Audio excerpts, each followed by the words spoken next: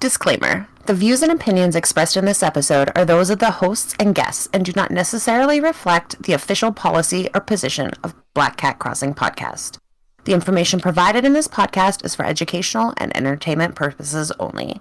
All rights reserved. Welcome back to another episode of Black Cat Crossing. We're your hosts, Barry, Soli, and I'm Z. And today we dive into a haunting and mystifying case that has baffled investigators for decades. It's the story of the Sodder Children's Disappearance. On Christmas Eve of 1945, 5 children vanished without a trace from their home in Fayetteville, West Virginia. Join us as we unravel the enigma and explore the various theories surrounding the chilling, unsolved mystery. George and Jenny Sodder, together with their 9 of their 10 children, went to bed after a wonderful Christmas celebration on that fatal night in 1945. A fire broke out in the early hours of the morning, engulfing their home. George, Jenny, and 4 of the children escaped, but 5 of the Sodder children, Maurice, Martha, Louis, Jenny, and Betty, aged 5 to 14, were never found. The official explanation was that the fire had killed the 5 youngsters, reducing their remains to ashes. However, the Sodders had several doubts and suspicions, never entirely accepted this conclusion, and they were convinced that the children were still alive. Wait. So question before you go on. I was like, wait. Yes, ma'am? I don't know if I'm correct in this thinking, but I think I am. That, like, a house fire, it would be impossible to reduce everything to ash. I was about to As say far that. as, like, a body. Yes. I was Yes. actually about to say that because it doesn't get hot enough. Yes. To, like, I mean, even when you're cremated, not everything yeah. There's still little pieces turns of to ash. bones. Yeah. Right. And actually, if you, like, sometimes there's actually, like, actual full teeth in there. Mm-hmm. Like, I've never, went through ashes, but that's what I've heard. Just saying. Well, we all know what Barry's weekends consisted of. Yes, I like to go through, dead people's ashes. No, I'm just kidding. I don't know. That is not my weekend, I promise. Sure. Okay. So, of course. So what led the Sodders to doubt the official narrative? Well, there are many aspects of that night that just didn't add up, and leaving the Sodder family with haunting questions and unsettling suspicions. It's impossible to precisely replicate what occurred because there are little inconsistencies in the numerous accounts of what transpired that night. But to begin, that evening, everything about the family's routine was completely off. George and Jenny Sodder, their 2 oldest sons and the youngest daughter, all went to bed at a normal hour. Marian, the eldest daughter, sat up late with the 5 middle children before falling asleep on the couch.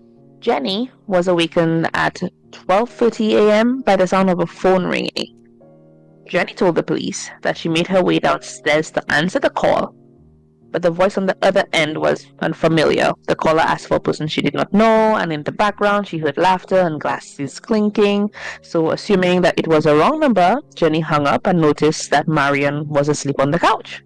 However, the other 5 children were not around, and, well, Jenny just assumed that they were asleep in their attic bedroom. So, as the night progressed, that's when tragedy struck. Jenny woke up to the smell of smoke and the sound of a roaring fire. She and George managed to escape with their 2-year-old, along with Marian and the 2 older sons. But the 5 male children were still inside the burning house. Marian attempted to call the fire department from a neighbor's house, but no operator answered. And someone else who spotted the fire attempted to call for help from a nearby tavern, but was also unsuccessful. So before help could be contacted, someone had to drive into town and personally locate the fire chief. And another accounting states that the driver was able to call the fire chief. So that's already conflicting information there. Unfortunately, the fire department was understaffed presumably due to the holiday, and didn't arrive to the Sodders' house until 8 a.m. several hours later. According to the reports, Fire Chief F.J. Morris blamed the delayed response on difficulty operating the fire vehicle, which he could not drive, which makes no damn sense to me. Wait. How are you How the does the fire chief Right? not know how to drive the fire truck? Like, Exactly. no. Suspicious. I'm gonna be the fire chief, but I don't know how to operate any of it. Did they hand out, like, occupations from a hat in this town? And come on, like, this, because it seems like they have a huge house, because there's like 10 people living in a house, right? Like, that's a lot of freaking children. So, Well, I mean, it was 1945. but I mean, like, even if it's like in town on fire by a tavern, which was, you know, a tavern person was able to see the fire, wouldn't it be like a very big concern? Like, oh, hey, look it, there's a big ass freaking fire. Shouldn't we go, you know, help? Go, you know, put it out? You would think. Not several hours later, just being like, huh, that's a big fire. Well, we'll wait. It'll be fine. It'll burn itself out. Right. It's fine. Yeah, that's just a little suspicious. It is. Just Like the whole story, like just the fact that there were already one person saying that they actually was able to call, and the other one is saying that they actually had to drive into town. I mean, it's possible that both events could have happened, but I don't know. It's weird, and the fact that when you're calling to the operator, who's supposed to be on call all the time, just in case an emergency pops up, doesn't answer the call. yeah, that's a little suspicious. So, Like, So, George, the dad, desperately tried to save his children, and his attempts, however, proved unsuccessful at every single turn. The ladder that he always kept beside the house was not where he left it, prompting him to start thinking of alternative plans. He tried to drive a truck close enough to reach the windows, but both of his trucks failed to start despite being in working order earlier that day. And some accounts say that the house burned down in 45 minutes, although police later revealed the fire burned for hours. The next day, the coroner's office held an inquest, and they ultimately came to the conclusion that the fire was most likely brought on by faulty wiring. The Sodders, who had just recently had the house rewired and inspected, thought that this was very doubtful. Could you imagine just standing there watching your house burn, not being able to do anything with 5 of your children still inside? Children inside, yes. okay, talking about Yes, the children. Okay, that is- For hours. But okay, hold on. Being a mom, you know, wouldn't you have gone and checked on the children in the middle of the night if you woke up in the middle of the night? Because I do. And I don't have 10 of them. So, I'm sorry, it's the middle of the night. You see your oldest on the couch, and you know that some of your other children didn't go to bed at the same time as you did. Like, if that one wasn't in their room, wouldn't you go, you know, double check, make sure that they're actually in their room and not sleeping on the floor? It was late. I don't know. Like, I don't know. But 5? Yeah. But like, but it's like 5 to 14. That's the age range. But right, like, I mean, if 5... Your perspective, like, you know, to pass and check. But at the same time, okay, let me tell you, because when I go do my final check of the house, make sure everywhere is locked up, etc., blah, blah, blah. I know my daughter is normally in her room. I check up on her, make sure everything is okay and stuff. But if I know, like, if I wake up, like, maybe if I've dropped off before checking the house and I say, you know what, it's 11 o'clock, I'm going to go check the house. I know she's supposed to be in her room. Sometimes I don't always, you know, check in. I go make sure everywhere is locked up, and then I go straight back to bed. So it could be a case where she just figured they went up to bed, like, you know, they would normally do. Plus she didn't, you know, when you have a sense of security, you feel comfortable. You just let some things slide that you maybe would not have let slide another day or another time. So yeah, that's Right, what I like, think. I agree. Like, my bedroom was in the basement at my parents' house, and I very rarely recall either of my parents coming down to check to make sure I was in bed when they would, make sure the house was locked up at night. Well, I remember the dog coming down. You're like, I remember the dog more than my parents. Yeah, no, I sleptwalked, so my parents had to check up on me. Right, like, I mean, it's different circumstances, maybe. Plus, the times were different, like... That's true. They did allow their 5-year-old just to go randomly, play outside by themselves. Right, like, you could do that then. That's... Well, I mean, like, realistically, you couldn't. They just didn't have access to all of the horrors that were happening around the world like we do today. Well, also, I think, it was more of a smaller population, too, so... True. I'm sure it was like a small town. I'm sure Fayetteville, West Virginia is probably still a relatively small town. I could be completely wrong. Fayetteville might be like a huge town in West Virginia. We're like, yeah, it's a small town, and they're like, how are we a small town? Yeah. There's someone in Fayetteville being like, no, not at all. No one made the decision to turn the area into a memorial garden. Jenny's brother Jimmy filled the basement with dirt on December 29th, just a few days after the fire. And the day following the site of the fire, a funeral service was held for the 5 kids, but George and Jenny weren't able to attend because of their profound grief, understandably so. Wait a second. Mm-hmm. So, the day following the fire, people were walking all over a potential crime scene. Uh-huh. Yeah. Okay.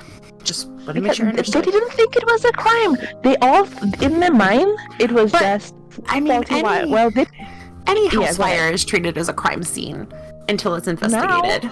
Maybe now, but because they would not have known that it was faulty, or maybe I don't know if maybe later that same day. I mean, if they came in at 8 a.m., maybe they had the whole day for them to try and investigate and decide that it was faulty wiring. So they were like, okay, well, that's the cause of the fire. So I feel like whoever pulled investigator out of the hat walked in, scratched his nose, and said, "Oh, faulty wiring," and that was it. I don't know why, but I just picture someone in like a top hat with like a donut and be like, "Yep."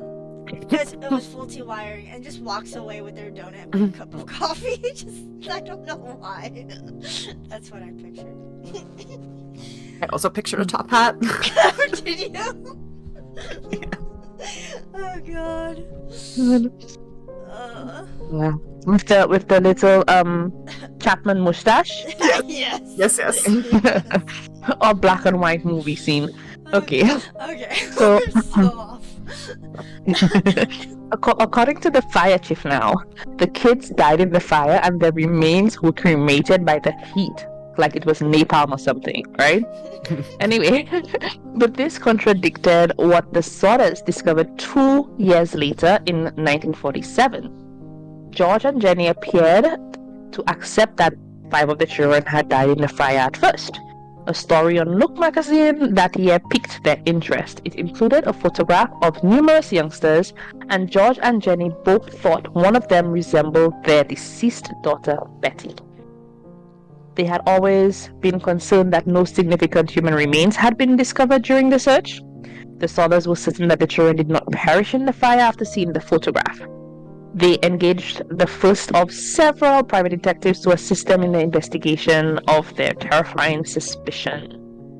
George and Jenny were still certain that the children had been kidnapped and the fire had been started to hide the fact, even though it couldn't be proven that the girl in the picture was Betty Sodder. The chief had allegedly... No, wait. Before I even move on with this... How could they not prove that? Exactly. That is what I was going to say. because I'm sure Betty would recognize her mother 2 years later. She knows who her mother is. Right. And Right, and how could they not go to the magazine and be like, okay, who is this girl that you took this picture of? yeah, I want to know. And if possible, I want to find out. And if the private investigator, let's see what's happening, okay? The chief had allegedly told someone else that he discovered a human heart in the ruins, but chose to bury it secretly and forgot to inform George and Jenny of his discovery. And yet another account states that he said he thought he had already told them. And why the F would you do that? Like, why if you found a human, and why would you even get a human if everything was buried? If everything burned, Was burnt, how did this human heart just magically survive? right? Exactly. Out of everything else. And then if you saw it, why would you bury it? Right? As a chief of what? Wait, chief of police? It was, I said, or I'm was telling it you. the fire chief? Drew It's a setup. occupations out of a freaking hat. Well, So you when know, the Sodders found out, oh sorry, go ahead. I was about to say, well, you know, back in the day, they used to say you could be anything you wanted to be. You want to be? Apparently, that was true back in the day. That was true. Okay, so when the Sodders found out, they demanded that the chief show them where the hat was hidden. The object was Justifiable. identified. The object was identified as a cow liver by a funeral director. How do you confuse a human heart with a cow liver? Well, to be fair, he was chief of police, or True. chief of. At least the funeral director didn't pull his occupation out of a hat. Yeah. So Morris allegedly acknowledged that the liver was indeed from beef after some time, but claimed that in order to give George and Jenny Sodder comfort and a sense of closure, he allegedly lied about discovering a human heart amid the ruins. How? Wait, Again?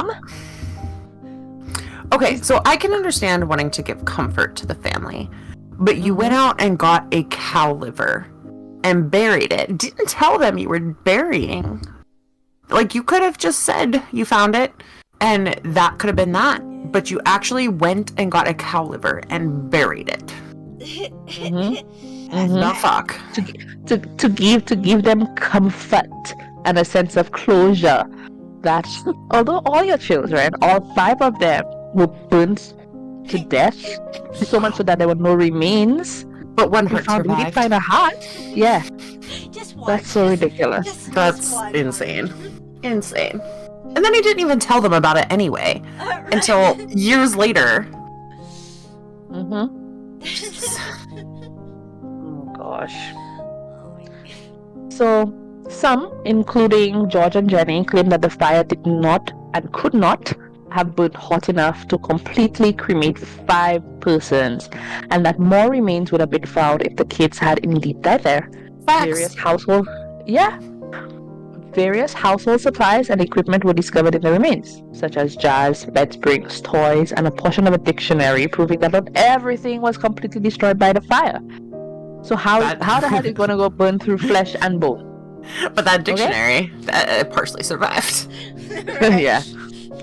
Get out of here. So in response to Jenny's inquiry, a crematorium worker advised her that human bones would remain intact even after 2 hours of burning in a fire with a temperature of 2,000 degrees Fahrenheit. It was also discovered that the Sodder's basement held coal, which would have fueled the fire even more. And I think it would have just meant that it would have kept on burning, but not that it would have reached like 2,000. Right, like 2,000 what degrees. does a house fire typically burn at? I would imagine don't on know. 2,000 degrees. No, but also like What's the normal temp of a burning But also, house? like, if you think about it, right? Like, when you grill, right? To make the grill hotter, we close the lid. Right. And that, but, like, if you think, like, but it's a house fire, so it's open air. There's no containing the heat in to make it hotter. Right. Like, even, like, in the, whatever, those, I was gonna say the hot boxes. Fire rings? Yeah, yeah, whatever. But like, it's all enclosed, buildings and equipment. Yeah. So okay, so it says,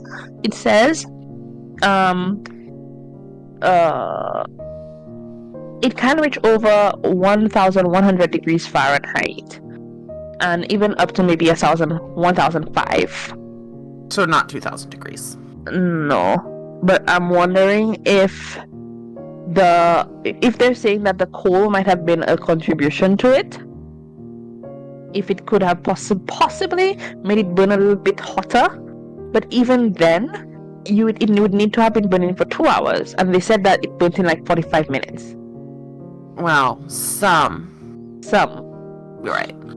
But even still, I highly doubt that even if that house burnt for 8 hours, it wasn't an inferno for 8 hours. It would have dropped off. Yes, exactly. Right. The temperature would have dropped. That's true. Yeah, this is all very shady. Hey there, Black Cat Crossing fans. We just wanted to take a moment to express our heartfelt gratitude. Thank you for tuning in and being a part of our community. Your support means the world to us. If you're loving this episode, don't forget to check out our other Black Cat Crossing outlets for even more thrilling content. Your continued support keeps us growing strong. Thanks again for listening, and now back to our exciting show. So, in 1949, George ordered an excavation at the location of his former house, and 6 tiny bones, including 4 human ones that belonged to the same person, were found after an extensive examination. These 4 lumbar vertebrae, all of which were untouched by the fire, originated from a person who, by estimations, passed away at the age of 16 or 17. At the time of the fire, Maurice, the oldest of the kids who perished, was just 14 years old. However, it was eventually determined that the bones were most likely from earth used to fill the Sodder's basement and had nothing to do with the family or the fire. So it's just another set of unrelated bones at the crime scene. What was going on in Fayetteville, West Virginia in the 1940s? Wait, so are you saying that there was another murder on top of a murder? Like, well, what? Okay, hold on. Wait. So West Virginia is like a coal mining state. Yeah. So I'm assuming that at the time, young people worked in the coal mines. Yeah. So possibly this dirt that they used to fill could have been from some coal mining accident area. That's true, but that's possible. Just sad. Well, I guess that's a little bit better than having a murder on top of a murder. Yeah. But that's sure. Still sad. That's just crazy that another set of unrelated bones are down there. And for information that would help find the missing children, George and Jenny announced a $5,000 prize. Well, I wouldn't call it a prize, just like reward. Yeah. A $5,000 reward, which they shortly doubled. So they had money.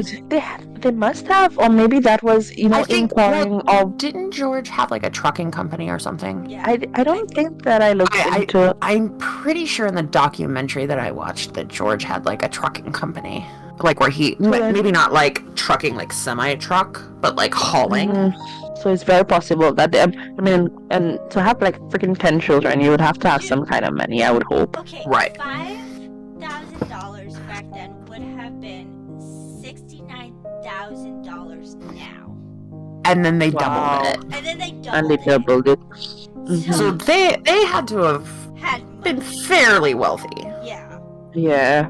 They also utilized posters. So they put up posters, they put out this reward money and the billboard to spread as much information and images of the children as possible. And Jenny got a letter stamped in Central City, Kentucky in 1967. So that's like almost 20 years after. Yeah. It was a photo of a young man inside with a strange message scrawled on the back that read, "Louis Sodder, I love brother Frankie, little boys A90132 or 35. And Jenny thought that the young man looked a lot like their son, Louis. who was just shy of his 10th birthday at the time of the fire, and a different private investigator was hired by the Sodders to look at the image, but unfortunately he took the money and vanished. What a dick. Despicable, yeah. But around that time, like there are lots of people that will prey on your grief. Oh, absolutely. Even now, people will prey on your grief. Yeah. Exactly. So, can you say Kentucky again? Why? Because I like the way you said it. Oh, really? Kentucky? I'm all self-conscious saying it. No, I liked the way you said it. So cute. Okay. Well, You don't sound all redneck like I do. Kentucky.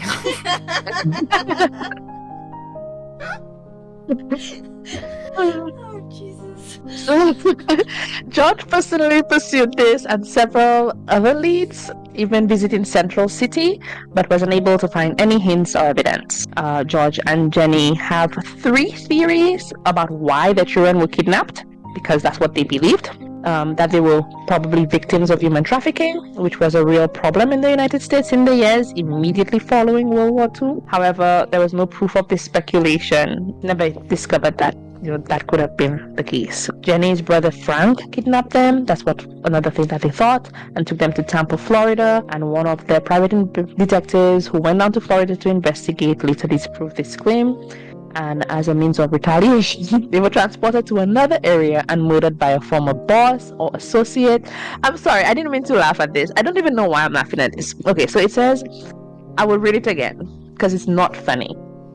So they're thinking that as a means of retaliation, the children were transported to another area and murdered by a former boss or associate. Regarding the third idea, the Sodders had been visited just days before the fire by an insurance salesman called Fiorenzo Giannotolo, I want to say, who had previously worked for George, and he encouraged the couple to purchase life insurance plans for the children, but they refused. So Giannotolo allegedly became enraged and said that their home would go up in smoke and the children are going to be destroyed. So these are the 3 options that they're thinking: that the children were kidnapped in human trafficking, that Jenny's brother Frank kidnapped them. Wait. Why would her brother Frank kidnap them? Like what? I don't know. Maybe he wanted for ransom, but then, or maybe he wanted. I don't know. If we're saying that maybe that they're like super rich, maybe the brother wanted money. But like, why? And if they said, why not do a ransom? I guess, but like, I don't know. Like, it's just like, did they not have a good enough relationship? Yeah, like, oh, my brother probably kidnapped them. Like, how did, like, something's missing right there. What's the relation between Jenny and her brother? Yeah. Okay, we'll come back to that one because I don't know. I didn't even think of that, and I didn't look into it. Well, think about it. Like, like I get the life insurance because that's just shady as crap. But then why would? But it wouldn't benefit anybody. I think back then you could have taken out a life insurance and anybody. It didn't have to be. It wasn't. I don't think it was a case that you had to have some type of relation with them or something like that. I think you could have just taken out a life insurance policy on somebody else. Dude, that's shady. Like I could have taken out life insurance on either you or Z, for example, and if anything happened, I would cash out on it. And that's why now they have so many restrictions, etc., and they're very specific about information regarding who the beneficiary is and stuff like that. That's true. That is true. Yeah. Interesting. So I wonder if anybody had an insurance policy on these 5 children. Yeah. Yeah. That's actually, but like, wouldn't you need? I don't know. Wouldn't that's true. I mean, you've got the fire chief and the police chief saying, "Oh yeah, they died." So there's your proof of death. That is true. What if they were on? What if they were like in on it? Yeah, because it's a little suspicious, like. It's a little sus. It really is. But I'm wondering now, because remember that picture that she got from showing Louis Sodder? In the note, it did say, "I love brother Frankie." Right. And then later on, we find out that Jenny's brother's name is Frank. So could that be a reference to the Frankie that they mentioned in the picture? Because I tried to do a quick search of the relationship between Jenny Sodder and her brother, and nothing popped up. Like in regard, the more information on the Sodder family mystery came up, but nothing. Is this the brother that filled in the hole where the house was, or was that another brother? Let me. But then, wait. Let me see. It's getting juicy. Like now I'm like, say, no, Jenny's brother Jimmy filled it in. Okay, so it was another brother. Another brother did it. Okay. So the one suspicion they had was the possible kidnapping, which was by Frank the brother or something, or shipped off or whatever, and then retaliation by a former boss or associate. What type of business are you into that your former boss or associate will want to retaliate like that? Well, I mean, if you took business from them. Right. And especially like if you worked for somebody doing whatever George did, and then he started his own business doing that, and he took clients. Yeah. Like, that could have been a motive. Yeah, that would have been a big motive, because back then, like, every client, especially like how small the population is, you know? It all counts. Here we are making assumptions about Fayetteville, West Virginia's population size. But I mean, like, even back then, it, you know, like, there wasn't a lot of people as much as it is now. You know, now everybody's just popping out babies. But you know what I mean? Like, it was not as, I don't know. Shut up. I'm looking to see what the population size of Fayetteville is. That's what I was doing. I'm like, what? Oh, it is a very small town. Oh, thank God. 2,887 at the 2020 census. Oh. That's very, very small. Yes, so it is a very small town. Yeah, that is. So it must have been like super small back then, like maybe just a handful, well, not a handful, I want to say a handful of people, but like probably you would, I would say no, if smaller, not by name. if not relatively Yeah. the same size. Yeah. Yeah, so maybe you wouldn't know by name, but like by face, you'd recognize somebody if you Right. saw them, etc. Could be right for them. Maybe. Yeah.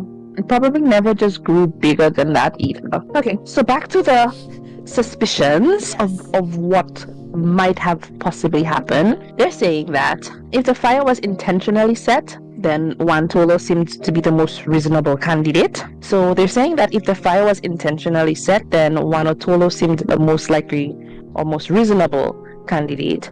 And it was also claimed that Juan Tolo despised George Sodder because George openly disliked an Italian tyrant. Okay, so this is where... Hold on. Okay. So this is where earlier where I was saying about the Nazis. It was actually... He wasn't German, he was Italian. And he disagreed with Mussolini getting into an alliance with Hitler. Yeah, okay. As you said that, I remember reading about the name Mussolini. I remember that, but I did not include it in my stuff. But So go ahead. apparently there were a lot of Italians who lived in Fayetteville, which I believe because that's not super far from where I am. And there's a lot of Italians here. And so I could definitely see how Italians living in America that aren't living under that role would hear the rhetoric and think like Mussolini would be like, oh, this great person doing great things for Italy, when in fact it was not. But being upset that somebody would have a different view of them. So I could definitely see that being a retaliation. Yeah. It's possible. It is possible because guess what? The next thing that I'm going to say is that a neighborhood bus driver claimed seeing people throw what seemed to be balls of fire at the Sodder household as he drove past on the night of December 24th, 1945. So it's quite possible that that could have been it. It could be. Wait, when did the fire start? Christmas Eve. Yeah. Christmas Eve. Christmas Eve, what time? 12:30 a.m. Wait. 12:30 a.m. was the time. I think that's the time she woke up. Right, so it would have been sometime after that. The call. What? So 12:30 a.m. So it would have been She actually got a Christmas call? morning. Yes. So, okay, I'm sorry, but what the fuck are you up at 1 o'clock in the morning and walking around or driving around? People around at that time. If it was like a public transportation bus driver, It was Christmas Eve. There were probably Christmas parties going on, so like I guess. the buses going so that people weren't drinking and driving. I'm assuming that back in 1945, people were at least semi-conscious of the dangers of drinking and driving. You'd think. Interesting. Yeah. Okay. And then Sylvia discovered a small, hard, dark green rubber-like ball object in the adjacent undergrowth the next spring, and George thought it resembled a pineapple bomb, a hand grenade. So this, together with the sounds Jenny heard that night, led the family to assume that the fire started on the roof and was ignited on purpose. So it also, I guess, corroborates the story of the bus driver who saw people throwing stuff at the house. Interesting. Yeah. But following the fire, there were many unconfirmed sightings of the children and rumors of sightings as well, which led the Sodders to believe that the children didn't die in the fire. I mean, in addition to all the other evidence that they apparently came across. And then one woman said that she saw the children peering from a car that sped away from the burning home. And another person said that she saw them at a hotel and served them breakfast in a restaurant the morning after the fire. I think it's interesting that there were sightings of the children directly after that. Yeah, Right. but I mean, I nobody guess- can say for sure. Right. I Because- guess and there's that- always sightings of children Yeah. directly after they go missing, and then usually we find out that they weren't that child. Yeah. But I mean, it would be odd to have 5 children, like specifically remembering 5 children. Then again, maybe Mhm. not for the time. Yeah. I don't know. Neither. So, George and Jenny held on to the belief that the solutions to what happened to the children are still out there and they might still be alive. But you know what I'm thinking? I'm thinking even if you between 5 to 14 years old, right? A 5-year-old might not remember. And moving forward, maybe even but a 14-year-old, you're 14 years Right, old. You've would already had definitely remember. yeah, you have core memories of your family. You have it may not be, and I doubt the Sodders would have moved out of that town at all in that Right. whole time, right? Okay. Right, I so think 14-year-old that- would definitely be able to find their way home. Yeah, and even no, what I'm saying is if he was still alive as an adult, Right, would Because definitely that find his even- way home. yes, and knowing that, unless it was a case where if it's a case where it was like human trafficking or something like that, and he's no longer in the country, and because you know how it is with human trafficking, like you become Right. like a slave to Right. whoever it is. I mean, or even Yeah, like so that you have- Stockholm syndrome, where you're Exactly. It's so better over there than it was at home. And then Right. knowing that the family was so large as well. They didn't have time for me. So, but I don't know, man. I don't know. I feel like even still, like, you would, at some point, you would reach out to your siblings. Yes, I think so too. You would. If you were able to, Right, right. you would. That's what, yeah, I think so too. So in 1969, George died in a hospital in Charleston, West Virginia. And the billboard with the children's images stayed in place until Jenny died in 1989. I mean, that's not even that far from when I was born. So, the final surviving Sodder child, Sylvia, passed away in 2021 without ever learning what became of her lost siblings. It's so sad. It is. It is. So, I guess as we reflect on this heartbreaking story, we are left with lingering questions. What truly happened to Maurice, Martha, Louis, Jenny, and Betty Sodder? Were they victims of the fire? Did they meet a different fate? Were they abducted and taken against their will? And if so, who really is responsible? Yeah, I don't know. I have a lot of questions. I don't know. I'm kind of like, I feel like it's unlikely that they died in the fire. yeah, I don't believe that whatsoever. Unless, of course, the incompetence of the investigators, like, and they just completely missed 5 Dead human... bodies. Right.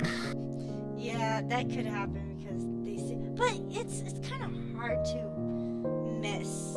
Right, and I'm sure that George went through that house Yeah, as soon as he could get into it. yeah. I don't know. Mm-hmm. It's a little suspicious. It is. And I can't imagine like the pain of both George and Jenny. Imagine having a funeral service. You didn't even get to say a final goodbye. And then when you finally feel like as if, okay, I'm going to try to accept that this is what has happened to my children. You find out that maybe that's not what happened to them at all, and they can be somewhere out there. And it's like, whilst you're coming to terms with the grief of your children having died, you find out that there is a possibility that their fates might be something even much worse than dying. Right. Because if it's a case where human trafficking, they've taken your children away, you have no idea what's going on, how they're being treated, what they're going through. That's mental torture. Yeah. No, that's Yeah. I couldn't even imagine that pain. I was saying that. I was saying like there's this one, like recently, my son, he has dreadlocks and he had to go and get his hair retwisted. He does it all the time. The boy is big enough. He goes up and down by himself all the time. But that Saturday, my daughter, was supposed to go down to town as well. And she was like, oh, we'll go down together and stuff. And then when I spoke to her, she's like, well, I wasn't ready yet, so I sent him down by himself. And this is a road my son travels every single day on his way to and from school. And immediately I thought, what if whilst he's crossing the road, something happens to him? And I'm not saying that because like I don't hover over my children, and I don't think that I do have an overactive imagination, and I do tend to think of the worst things first, right? So that's why I'm saying I cannot even fathom being in that situation, that I would not be able to survive. I would not survive it. I would not be able to survive. But yeah, that's well, also the hard thing is like it's not. You have other children that you right. can take care of. You yes. Just, like, check out. You have to continue. You have to go on. How do you do that? Yeah, I don't know. And it's not just like, it's like literally half of her children went missing. Right. It wasn't just like one or two. It was literally half of the flock. Mm-hmm. And okay, so I actually was thinking while you guys were talking, right? So you know how back in the day where anybody can go into an asylum, right? Like, right, for any reason. for any fucking Mm-hmm. reason. All right. So you know how we said that Betty, she's the oldest, right? She was the oldest, and wouldn't you think like she would remember? She would like try to reach out. What if she got sent to one of these places? And because back in the day they did do those Lobotomies. or Right, even well- electric shock therapy. Well, the picture of Lewis had a number attached to it. Exactly.